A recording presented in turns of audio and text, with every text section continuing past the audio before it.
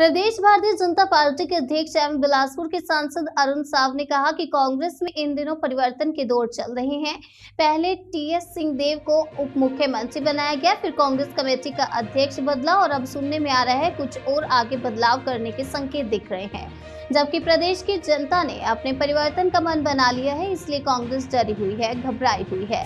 कांग्रेस से जितना भी परिवर्तन कर ले, राज्य की कांग्रेस सरकार को जनता उखाड़ फेंकेगी।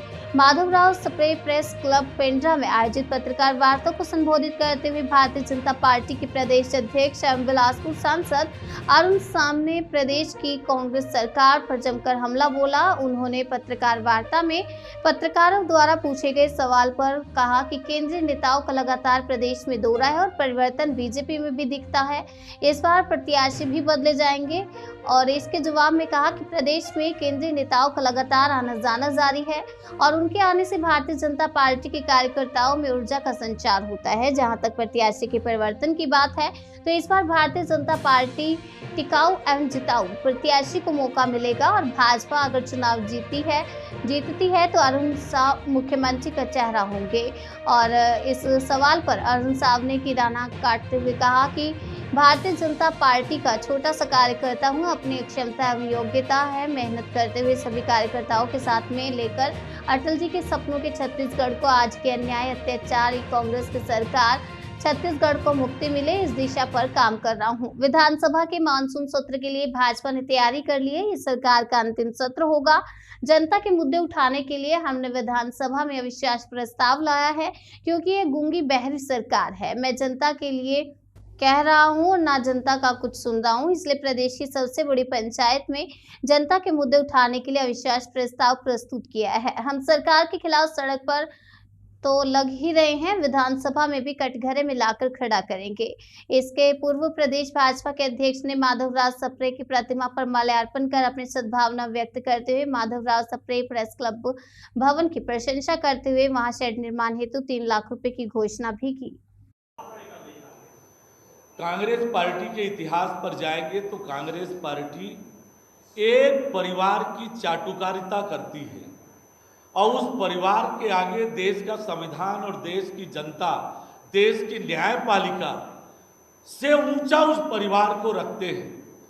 पिछड़ा वर्ग को गाली दी, अपमानित किया राहुल गांधी ने।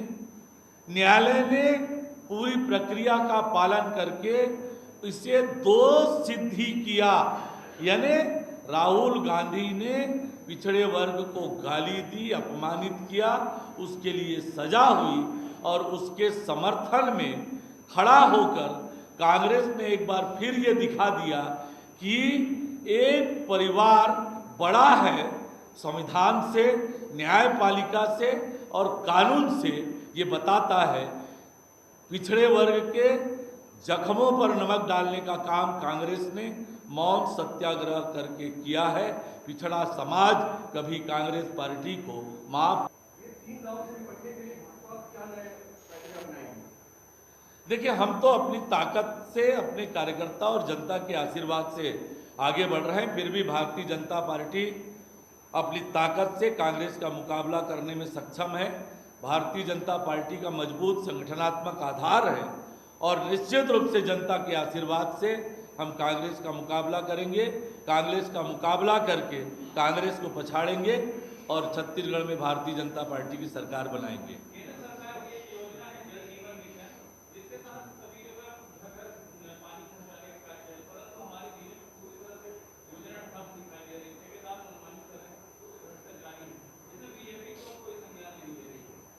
बीजेपी लगातार इस मुद्दे को उठा रही है। हमने तो लोकसभा में ये भी मुद्दा उठाया है।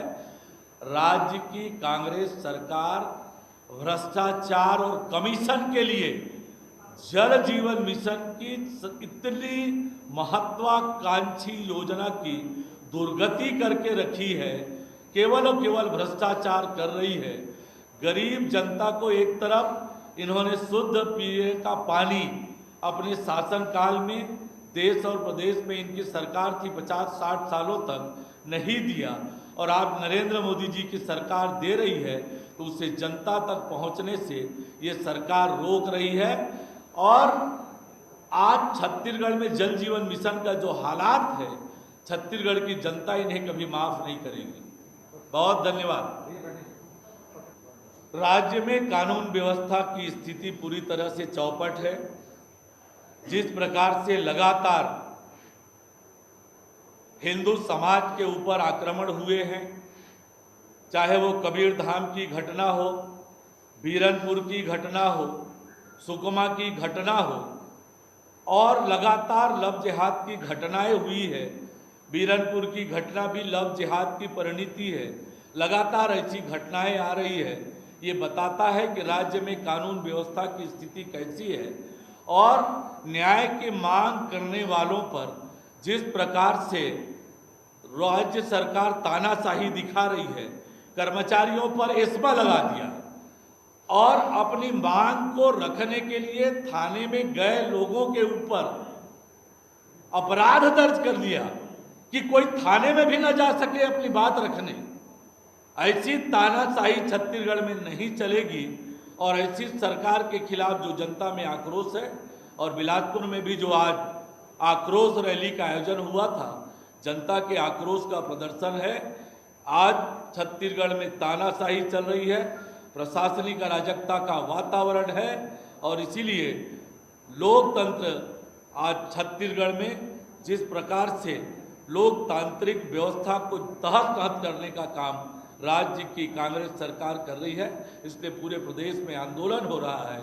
इस सरकार का जाने का समय हो गया है। कर्नाटक विधानसभा का चुनाव परिणाम ये सही है कि हमारे अनुरूप नहीं आया, पर पिछले 38 सालों का इतिहास देखें कर्नाटक में तो हर 5 साल में सरकार बदलती है। भारतीय जनता पार्टी का वोट प्रतिशत कम नहीं हुआ है। जेडीएस के वोट कांग्रेस को ट्रांसफर हुए और इसलिए वहां पर कांग्रेस की सरकार बनी है और इसलिए कर्नाटक में भारतीय जनता पार्टी कर्नाटक के परंपरा के कारण हारी है। छत्तीसगढ़ में परिवर्तन होगा और राज्य की अन्यायी, अत्याचारी, भ्रष्टाचारी सरकार को जनता बदलेगी। छत्तीसगढ़ की जनता छत्तीसगढ़ में खुशहाली और विकास चाहती है और ये भारतीय जनता पार्टी के 15 सालों के शासनकाल में हुआ है, दिखा है और इसलिए नवंबर में छत्तीसगढ़ में परिवर्तन होगा, भारतीय जनता पार्टी की सरकार बनेगी।